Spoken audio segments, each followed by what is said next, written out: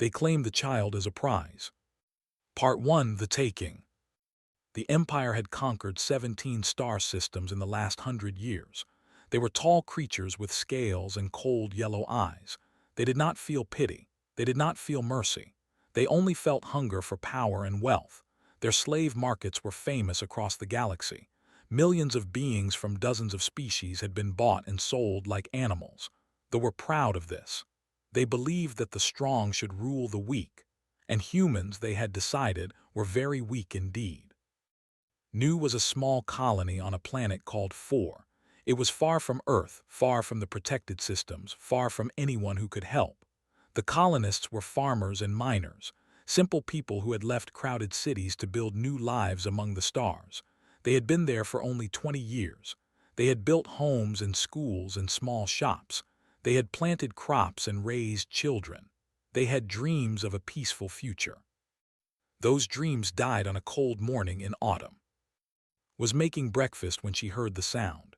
It was a deep rumble that shook the walls of her small house. She looked out the window and saw fire falling from the sky, ships, dozens of them, dark and sharp like knives cutting through the clouds. She had heard stories about the raiders, every colonist had, but she had never thought they would come here. Nu had nothing valuable, they were just farmers. But they did not care about value, they cared about numbers. Every slave was money. Every captured human was profit. Grabbed her son from the kitchen table, was 5 years old. He had dark hair and dark eyes and a quiet way about him. He did not cry when he saw the fear in his mother's face. He simply looked at her and waited. "Listen to me," said. Her voice was shaking, but her hands were steady as she opened the cellar door. "You need to hide. No matter what happens, no matter what you hear, you stay hidden. Do you understand?" Nodded. "I love you," she said. "I love you more than all the stars in the sky." She pushed him gently down the stairs into the darkness below. Then she closed the door and turned to face whatever was coming. The soldiers broke through her front door 30 seconds later. There were 3 of them. They wore black armor and carried weapons that hummed with deadly energy. The leader was tall even for his name was, and he was a commander who had led 100 raids on 100 worlds. Stood in the middle of her kitchen with a cooking knife in her hand. She knew it was useless. She knew she was going to die. But she stood there anyway, blocking the path to the cellar door, because that was what mothers did. Looked at her with something like amusement. "A blade," he said. His voice was rough, like stones grinding together. "You think to fight us with a blade?" "I think to die with one," said. Shot her without another word. She fell to the floor and did not move again. In the cellar below, heard the sound of the weapon. He heard his mother's body hit the ground. He did not scream. He did not cry. Something inside him went very quiet and very cold. He sat in the darkness with his knees pulled up to his chest, and he waited. But they were thorough. They searched every building, every room, every hidden space. They found the cellar door within minutes. When they pulled into the light, looked down at him with disappointment. The boy was small and thin, unhealthy looking. Human children did not sell well at the markets. They were too weak for labor, too fragile for the fighting pits, too plain for the pleasure houses. Most commanders would have killed him and moved on. But something made pause. The boy was not crying. He was not screaming or begging or trying to run away. He simply stood there in the ruins of his kitchen, next to the body of his mother, and watched them with those dark, steady eyes. There was no fear in his face. There was nothing at all. "Interesting," said softly. "Commander," one of his soldiers asked, "what do you want to do with it?" Thought for a moment. "Bring him. Perhaps the fighting pits can use him. They like to train them young, break them early." They dragged out of his home and threw him into a transport ship with 47 other captives. Men and women and children from Nu, crying and screaming and holding each other in terror. The ship rose into the sky, and below them the colony burned. Found a corner of the cargo hold and sat there alone. He did not speak to anyone. He did not eat the food they gave him. He simply stared at the metal wall in front of him with those empty eyes. The other captives were afraid of him. There was something wrong with the boy, they whispered, something broken inside him. They did not understand that he was not broken. He was listening. Deep beneath the surface of four, something had slept for 10,000 years. It had been there before the colonists came, before any species had walked on that world, before the stars themselves had settled into their current positions. It was old in ways that human minds could not understand. It was patient in ways that human hearts could not imagine. It had no name that any living language could speak. It was not a god and not a demon and not a ghost. It was something else entirely. Something that existed in the spaces between light and darkness, between thought and silence, between life and whatever came after. It had been waiting, waiting for something pure, something innocent, something worth protecting. When her love and fear and desperate hope poured out of her in that final moment, the creature felt it. When sat in the darkness of the cellar, alone and unafraid, the creature saw him. And when they dragged the boy away from his home, away from everything he had ever known, the creature made a choice. It would follow. It would watch. And when the time came, it would remind the galaxy why ancient things should never be woken. On the transport ship, stared at the wall, but if anyone had looked closely, they would have seen that his shadow did not quite match his body.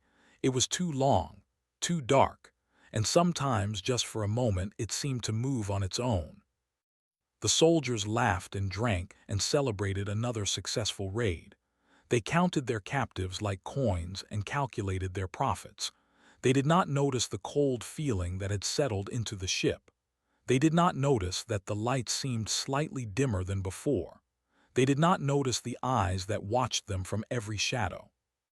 They would notice soon enough. Commander sat in his quarters and reviewed the day's numbers. 48 captives. A small colony burned. Another victory for the Empire. He felt satisfied with himself. He had done his duty. He had served his masters well. He did not know that he had made the worst mistake of his life. He did not know that by taking one small, quiet boy, he had doomed himself and everyone aboard his ship. He did not know that something old and hungry and terrible had attached itself to his vessel like a parasite. But he would learn. They all would. In the cargo hold, closed his eyes, and in the darkness behind his eyelids, something vast and ancient whispered to him. Sleep now, little one. I am here. I will always be here. And those who have hurt you will know what it means to be afraid. Slept. And the shadow smiled. They claimed the child as a prize. Part 2, The Shadow That Walks. The slave transport was called the Crimson Fang. It was a large ship, built to carry hundreds of captives across the long distances between stars. The journey to the auction world would take 12 days. 12 days of darkness and fear for the prisoners. 12 days of celebration and greed for the crew. That was how it was supposed to be. But on the third night, everything changed. Navigator was a young, eager to prove himself. He had volunteered for the night watch in the engine room, hopping to impress his superiors. The engines were loud and hot and the work was boring, but it was safe. Nothing ever happened during the night watch. He was checking the fuel readings when the lights flickered. Looked up. The engine room was large and filled with machinery. Shadows stretched between the metal structures like dark water. He stood very still and listened. The engines hummed. The ship creaked. Nothing unusual. Then he heard it. A sound like breathing but not quite.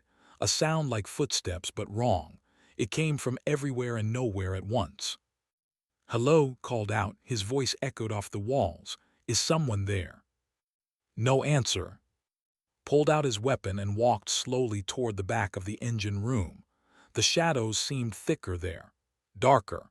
He could not see what was hiding in them, but he knew something was there. He could feel it watching him. "Show yourself," he demanded. "By order of the Empire, I command you to." He never finished the sentence. The morning crew found what was left of him.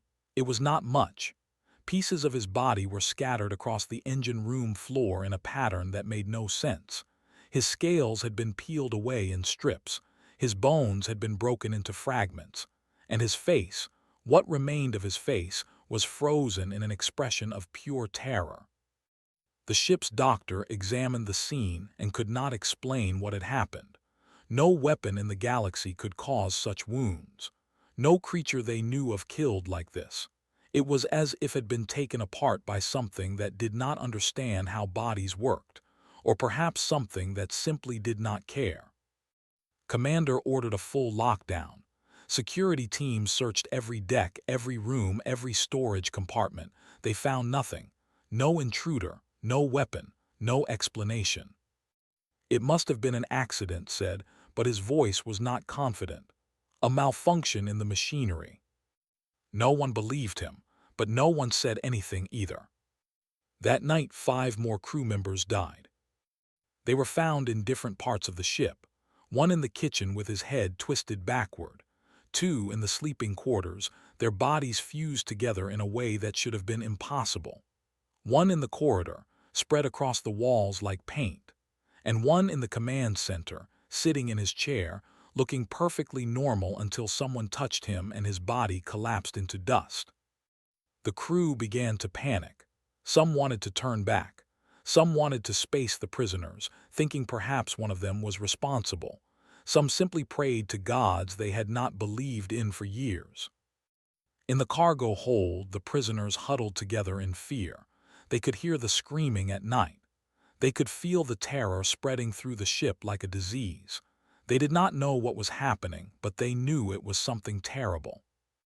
Was a woman of 32 years. She had been a teacher on Nu before the raid. She had taught young children to read and write and dream. Now she was a prisoner waiting to be sold. But even in her fear, she could not stop being a teacher. She watched the other captives. She tried to comfort them. She looked for patterns in the chaos. And she noticed something strange about the boy. Sat apart from the others in the same corner where he had been since they brought him aboard. He did not cry. He did not shake. He did not seem afraid at all. While everyone else panicked, he simply sat there, drawing shapes in the grime on the floor with his finger. Moved closer to him, careful and quiet. The shapes he was drawing made her uncomfortable. They were angular and strange, with too many lines and too many corners. Looking at them made her eyes hurt and her head spin. "What are you doing?" she whispered. Did not look up. "Drawing," he said. His voice was flat and empty, like a recording of a voice rather than a real one. "Drawing what?" "What it looks like on the inside." Felt cold. What looks like that? Finally raised his head. His dark eyes met hers, and for just a moment she saw something in them that did not belong in a child. Something old, something vast. "My friend," he said. Behind him his shadow shifted, stared at it, her breath caught in her throat. The shadow was wrong, too large for his small body, too dark for the dim lights of the cargo hold. And as she watched, she could have sworn she saw eyes in that darkness. Dozens of eyes, hundreds, all of them looking at her. "It's almost done being angry," said calmly. "Then it'll just be hungry." What's voice cracked? "What is it going to do?" "Whatever it wants." That night the screaming started and did not stop until morning. Locked himself in his quarters with 3 armed guards. He could hear his crew dying. He could hear things moving in the walls. He could feel the temperature dropping degree by degree until his breath came out in white clouds. Something was aboard his ship, something impossible, and somewhere in his mind a terrible thought began to form. The boy. It had started when they took the boy. He thought about killing, spacing him into the void. Perhaps that would end whatever curse had followed them from that worthless colony. But when he tried to leave his quarters, he found that the door would not open. When he tried to use the communication system, it only played static. When he looked out his window, he saw only darkness, even though they were traveling through a field of stars. He was trapped. They were all trapped. Over the next week, the crew of the Crimson Fang disappeared one by one. Some were killed in their sleep. Some were taken while working. Some simply vanished, leaving behind only bloodstains and silence. The prisoners listened to it all from the cargo hold, helpless and terrified, but slept peacefully every night. Watched him with growing horror. She understood now. The boy was not the monster, but the monster belonged to him. It was protecting him, avenging him. Everyone who had been part of the raid on Nu was being hunted down and destroyed. She thought about the soldiers who had dragged onto the ship, dead. She thought about the pilot who had flown them away from his burning home, dead. She thought about Commander who had given the orders. Not yet, but soon. On the 12th day, the Crimson Fang limped into the system. Only 3 crew members were still alive. Commander was among them, but he was not the same man who had led the raid 2 weeks ago. His scales had turned and brittle. His eyes were hollow and haunted. He had not slept in days. Every time he closed his eyes, he saw the darkness moving. "Sell the boy," he begged the auction masters when they came aboard. "Take him. I don't want money. I don't want anything. Just take him away from me, please." The auction masters looked at each other and smiled. A commander begging. Whatever this human child was, he must be valuable indeed. They took off the ship. And in the shadows, something ancient and hungry followed. They claimed the child as a prize. Part 3, The Auction That Never was a moon that orbited a dead planet in a forgotten corner of the galaxy. No government claimed it. No laws protected it. It was a place where terrible things happened every day, and no one cared enough to stop them. The slave markets were the largest in 3 sectors. Beings of all species came here to buy and sell living creatures like property. It was a place of cruelty and greed and suffering without end. The syndicate controlled everything on. They were not a single species but a collection of the worst individuals from many species, criminals and killers and monsters who had made suffering into a business. They ran the markets. They set the prices. They decided who lived and who died.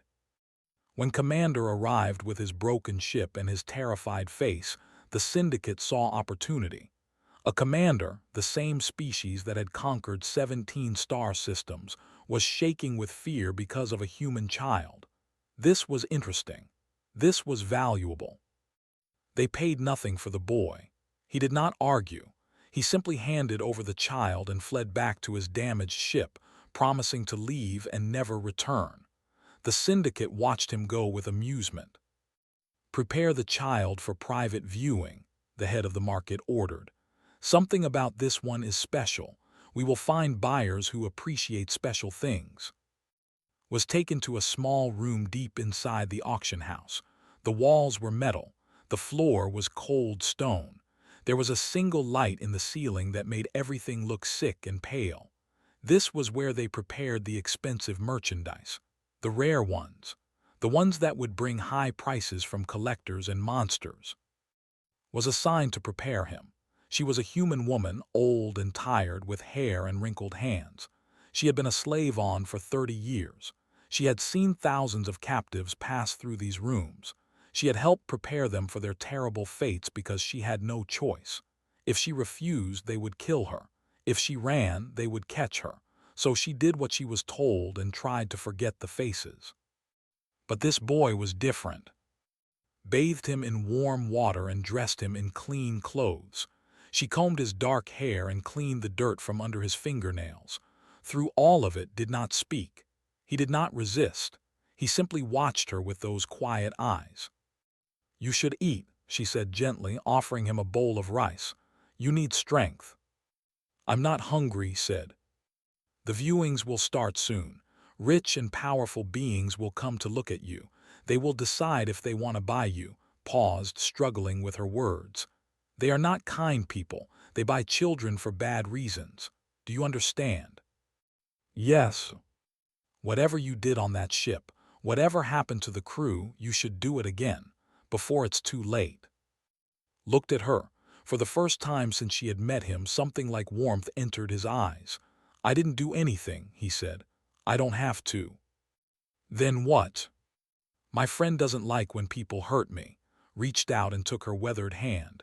His fingers were small and warm. It's okay. You've been kind. It knows the difference. Felt tears in her eyes. She did not understand what the boy meant, but she believed him. Something in his voice made her believe. The viewings began at sunset.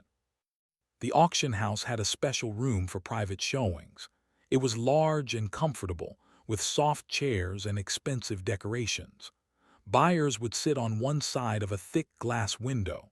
The merchandise would stand on the other side, displayed like art in a museum. Stood in the display room, small and still, as the first buyers filed in. They were a varied group: a fat merchant from the pleasure worlds looking for young servants, a thin scientist with cold eyes interested in exotic specimens for research, a fighting pit owner and brutal, always searching for new things to torture, and others, each one more terrible than the last. They looked at through the glass like he was an object, a thing, a toy to be used and broken. Bidding starts at 5,000 credits, the auctioneer announced. 10,000, said the merchant. 15, said the scientist. 20,000, said the pit owner. I want to see what made the so afraid. The bidding continued. The numbers grew higher, stood perfectly still, watching them all with those dark, empty eyes. And in the shadows of the display room, something began to stir. The first sign was the cold. The temperature dropped suddenly, sharply, until breath came out in white clouds. The buyers shifted in their seats, uncomfortable but not yet afraid. The second sign was the lights. They flickered, once, twice. Then they dimmed to nearly nothing, leaving the room in twilight. The third sign was the shadows. They moved, not with the buyers, not with any logical source of light, but on their own. They stretched and twisted and reached out like hands. The buyers stood up, confused, frightened. Some moved toward the door. They did not make it. The shadows took the merchant first. One moment he was running. The next moment he was simply gone. Not dead, there was no body. He had been erased, removed from existence as if he had never been. The scientist screamed. The shadows took her too. The pit owner pulled out a weapon and fired wildly into the darkness. The energy bolts passed through the shadows without effect. Then something grabbed him, something with too many eyes and too many teeth. The last sound he made was not a scream. It was a whimper, small and pathetic like a child's. Throughout the auction house the same scene repeated. Every buyer, every seller, every guard and worker and cruel master who had ever raised a hand in violence. The shadows found them all. Hid in the preparation room, shaking with terror. She could hear the screams echoing through the building. She could feel the cold pressing in from all sides. She waited for death to come for her too. But it did not come. Instead, the door opened and walked in. He was alone. His clothes were still clean. His face was still calm. Behind him, the shadows moved and whispered, but they did not touch him. "It's over," said simply. "You can come out now." What's voice was barely a whisper. What happened? My friend was hungry. Held out his hand. After a long moment, took it. Her fingers trembled against his small palm. "What do we do now?" she asked. "We leave. The doors are open. The slaves are free. No one will stop you." Stared at him. This small boy who had somehow brought an ancient terror to the most dangerous place in the galaxy. This child who spoke of monsters as friends. "Aren't you afraid?" she whispered. "Thought about it." "No," he said finally. "I was afraid when they killed my mother. I was afraid when they took me from my home. But I'm not afraid anymore. I have something watching over me. Something that will never let anyone hurt me again." He squeezed her hand gently. "You were kind to me," he said. "So I asked it to be kind to you. Now go, find a ship, find your way home." Hugged him then. She held this strange, sad boy in her arms and cried for everything he had lost and everything he had become. "Thank you," she whispered. "Thank my friend," said. "It's the one that saved us." Behind him, the shadows seemed to smile. By midnight, the markets were burning. Every slaver, every buyer, every monster who had built their fortune on the suffering of others was gone. The slaves walked free for the first time in years. Ships fled the system, carrying survivors to safety. And on the edge of the burning ruins, a small boy sat alone, watching the flames. He was not alone, of course. He would never be alone again. The galaxy had taken everything from him: his mother, his home, his childhood, but in return it had given him something else, something that loved him in its own terrible way, something that would protect him until the stars themselves burned out. Did not know what the future held. He did not know where he would go or what he would become. But he knew one thing for certain: no one would ever hurt him again. They claimed the child as a prize. Part 4: The Name of the Hungry Dark. The fall of the markets sent shockwaves across the galaxy. The Syndicate had controlled those markets for 300 years. They had been untouchable, unstoppable, and in a single night they had been completely destroyed, not defeated, not scattered, destroyed, erased from existence as if they had never been. The Empire demanded answers. Their commander had been broken. Their ship had been gutted. Their reputation had been damaged. Someone had to pay. Something had to be done. The other great powers of the galaxy agreed. Whatever had attacked thee and destroyed the Syndicate was a threat to everyone. It did not follow rules. It did not respect borders. It simply killed without mercy or reason. The conclave of civilized species held emergency meetings.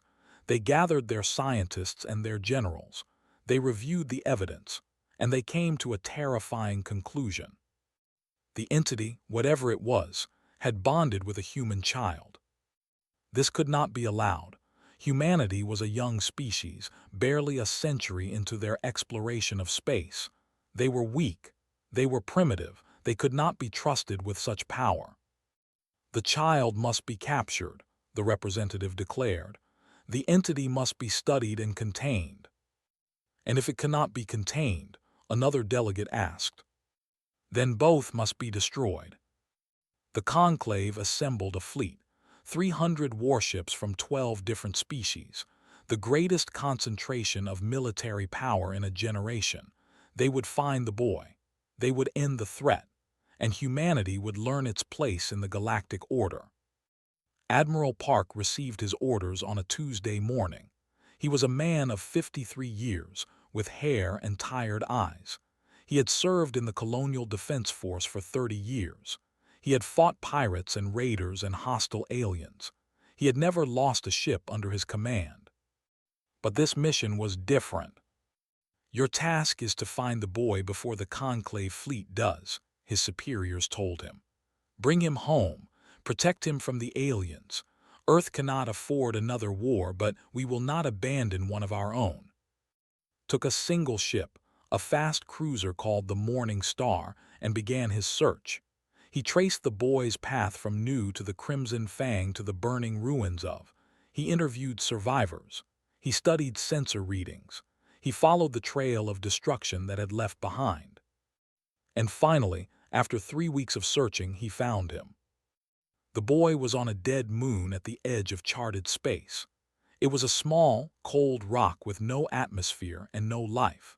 There was nothing there but ancient ruins, structures carved into the black stone by hands that had disappeared before humanity's ancestors had climbed down from the trees. Landed his ship near the ruins and walked out onto the surface in a protective suit. The moon's gravity was light, and his boots barely touched the ground as he moved. The sky above was filled with stars, bright and cold and indifferent. He found sitting in the center of the ruins. The boy was not wearing a suit. He was not breathing apparatus. He simply sat on the black stone, looking up at the stars, as if the vacuum of space was nothing more than a gentle breeze. "Hello," said carefully. His voice carried through the suit's external speakers.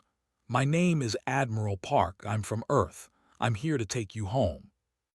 Did not look at him. "I don't have a home anymore," he said. His voice should not have been audible in the vacuum, but somehow it was. It echoed in his mind like a whisper from very far away. They burned it. They killed my mother. I know, walked closer, keeping his movement slow and gentle. I'm sorry. I'm sorry for everything that happened to you. Are you here to hurt me too? No, knelt down so that he was at eye level with the boy. Through his helmet visor he could see his face clearly. The child looked exhausted. There were dark circles under his eyes and a weight on his shoulders that no 5-year-old should carry. I'm here to protect you. You can't protect me. Then I'll stand with you, whatever comes. For the first time turned to look at him. His dark eyes studied his face, searching for lies, searching for cruelty. He had learned not to trust adults. He had learned that the universe was full of monsters who wore kind faces. But something in his eyes was different, something honest, something true. The fleet is coming, said quietly. 300 ships, they want to kill me. I know. You should leave. When it starts, you'll be in danger. Shook his head. I told you I'm not leaving. Why? The admiral thought about how to answer. He thought about duty and honor and the oaths he had sworn when he joined the defense force. But those were just words. The truth was simpler and harder to explain. Because you're a child, he said finally. Because you're alone. Because someone should have been there to protect you from the beginning, and I'm sorry that no one was. I can't change what happened, but I can make sure it doesn't happen again. Stared at him for a long moment. Then slowly he smiled. It was a small thing, barely visible like the first crack of dawn after a long night, but it was real. Okay, he said. Behind the boy, the shadows began to move. Had faced many frightening things in his life. He had stared down enemy fleets and walked through battlefields and held dying friends in his arms. But nothing had prepared him for what emerged from the darkness of those ancient ruins. It was vast. That was the first thing he understood. Vast beyond comprehension, vast beyond imagination. It unfolded from dimensions that human eyes could not process, filling the space around them with something that was not quite matter and not quite energy. It had eyes, thousands of them, and they all looked at with an intelligence older than the stars. He should have been terrified. He should have run. But he stayed where he was, kneeling beside the boy, refusing to move. The entity spoke, not in words but in certainties pressed directly into his mind. The child is mine. Felt the weight of those words in his bones. It was not a threat. It was a simple statement of fact, like gravity or time. The child is precious. I know, said aloud. I'm not here to take him from you. Those who harm him will learn what I am. And what are you? There was a pause. The eyes studied him with something that might have been curiosity, and then it answered, in a voice that shook the very foundation of reality. I am the consequence. Let out a breath he did not realize he had been holding. Then we're on the same side, he said, because I'm here to make sure no one hurts him again. The entity considered this. For a long moment nothing happened. Then slowly the vast presence began to recede. It did not disappear, could still feel it there, watching, waiting, but it pulled back, giving them space. Reached out and took the Admiral's gloved hand. It likes you, he said. It says you have a good heart. Looked down at the boy, this small, lost child who had somehow bonded with something beyond human understanding. He thought about the fleet that was coming.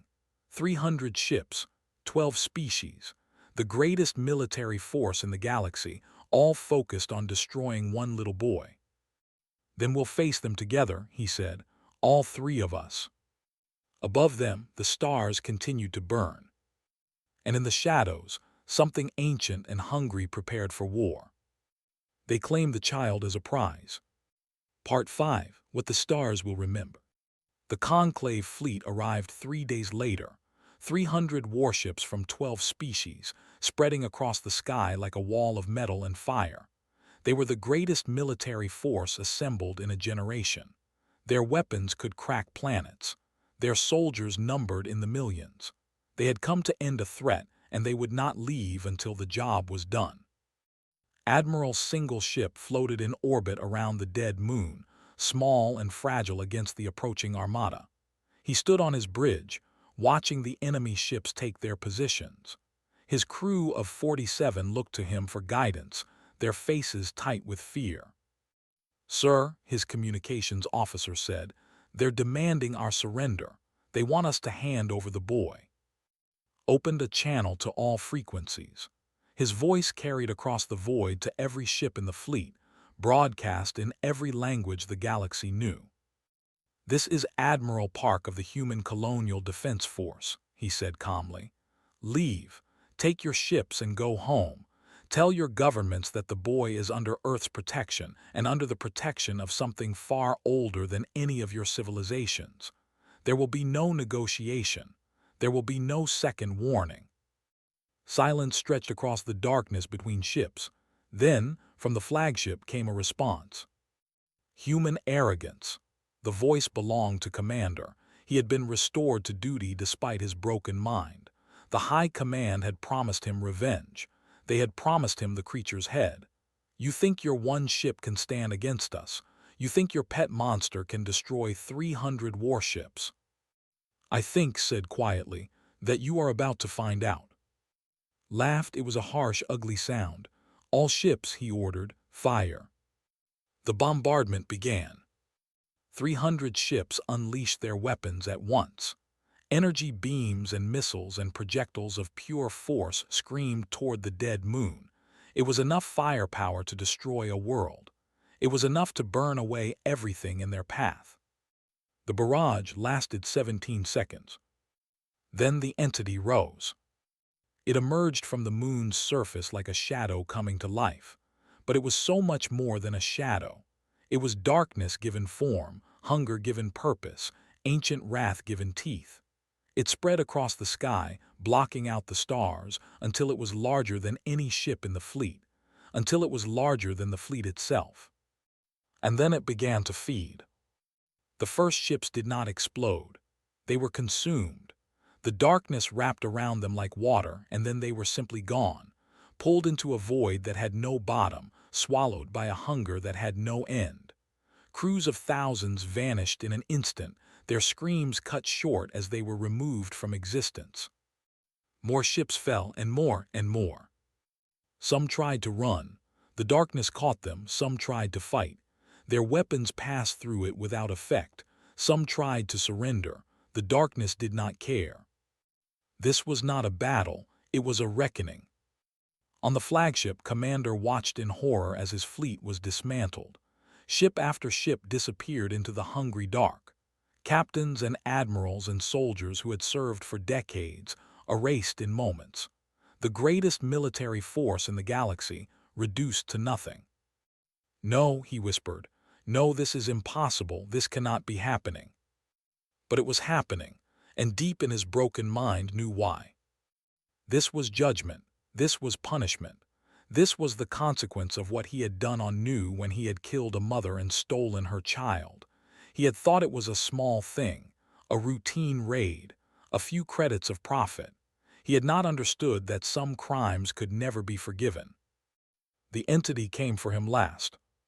It pulled him from his ship and held him suspended in the void, forcing him to watch as the final vessels were consumed. One by one, the lights of the fleet went out, until there was nothing left but darkness and silence. The child's mother, the entity, spoke into his mind. Its voice was the sound of stars dying. "You took her from HIM. You took his home. You took his childhood. You made HIM cry in the darkness of your ship. You made HIM alone." "Please," begged. Tears streamed down his scaled face. "Please, I'm sorry. I didn't know. I didn't understand." "You understand now." The darkness closed around him. And then Commander was gone, erased from the universe as if he had never existed at all. On the moon below, sat with Admiral, watching the distant lights wink out one by one. The battle, if it could be called a battle, was over in less than 10 minutes. 300 ships, millions of soldiers, the greatest fleet ever assembled, all gone. Will it ever stop being angry? asked quietly. Thought about the question. He could feel the entity's emotions like they were his own. The rage, the grief, the ancient loneliness of a creature that had waited 10,000 years for someone to love. I don't know, he admitted, but it's not just angry, it's sad. It was alone for so long, and then it found me. He looked up at with eyes that held too much wisdom for a child. We found each other. Put his arm around the boy's thin shoulders. Then we'll figure it out together, he said. You're not alone anymore either. Above them, the last enemy ship vanished into nothing. The Conclave would send no more fleets. They had learned their lesson. Some things were not meant to be challenged. Some powers were not meant to be opposed. The entity had judged them and found them wanting, and there was no appealing that judgment. The syndicate would rebuild their markets, but never again would they deal in human cargo. The memory of was too fresh, the fear too deep. When human ships passed through their territory, the slavers looked away. They pretended not to see. Better to lose some profit than to wake the hungry dark. The empire would collapse within a decade. Their officers refused to lead raids. Their soldiers refused to fight.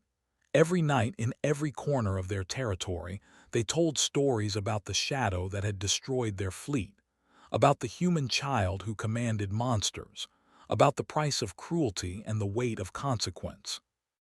And the boy from New, the child claimed as a prize, the orphan who had lost everything, he found a new home. Admiral adopted him. It was not an official process. There were no papers signed, no courts involved. Simply took the boy aboard his ship and refused to give him up. When the human government questioned him, he told them that was under his protection. When they asked about the entity, he told them that it came with the boy, a package deal. No one argued. Grew up aboard the Morning Star, learning to read and write and navigate the stars. Taught him about honor and duty and the importance of protecting those who could not protect themselves. The crew taught him about friendship and loyalty and the small joys of everyday life. And always, the shadow watched over him. The entity never spoke to anyone, but it never showed itself unless there was danger. But everyone who met the boy could feel it there, lurking just beneath the surface of reality. A presence that loved him more than anything in the universe. A guardian that would destroy worlds to keep him safe. 20 years after the fall of Ambassador Park stood before the Galactic Assembly. He was a grown man now, tall and confident, with the same dark eyes that had watched his mother die. He wore the uniform of the Human Diplomatic Corps. He spoke with quiet authority about the rights of refugees, about the suffering of those who had been taken from their homes, about the need for laws that protected the innocent. Behind him, his shadow stretched impossibly long across the floor of the assembly chamber. And if anyone noticed the eyes that watched from within that darkness, they said nothing. Every being in this galaxy deserves protection, said. His voice carried to every corner of the room. Every child deserves safety. Every family deserves peace. For too long, the powerful have preyed upon the weak. For too long, the strong have taken what they wanted without consequence. He paused, and his eyes swept across the assembled delegates, diplomats, syndicate representatives, species who had once hunted humans like animals. That time is over, he said. There are consequences now. There are things in this universe that will not permit cruelty, things that remember, things that judge. The vote for universal refugee protections passed unanimously. Afterward found standing alone on a balcony overlooking the stars. The old admiral was and wrinkled now, but his eyes were still kind. Your mother would be proud of you, said. Smiled. It was a real smile, warm and full of life. The smile of a man who had found peace despite everything he had suffered. I know, he said. I can feel her sometimes, in the darkness. She's still there in some way. My friend kept a piece of her so I would never forget. Stood beside him, and together they watched the stars. The galaxy had tried to break. It had taken his mother, his home, his childhood. It had treated him like property, like prey, like a thing to be used and discarded. But it had failed. Because in its cruelty, it had woken something that should have been left sleeping. And that something had given a lost boy the one thing he needed most: protection. Humanity had many guardians, ships and soldiers and diplomats and laws, but none of them compared to the creature that walked in shadow. None of them loved with such terrible devotion. None of them would sacrifice so much to protect one small life. The hungry dark had no name that living tongues could speak. It had no form that mortal eyes could comprehend. It was old beyond measure and patient beyond understanding. But it had learned something from the boy it protected, something new, something strange. It had learned to hope. And in the end, that made all the difference. The stars burned on, bright and cold and eternal. Somewhere among them, a small colony was being rebuilt on the world once called Four. New would rise again.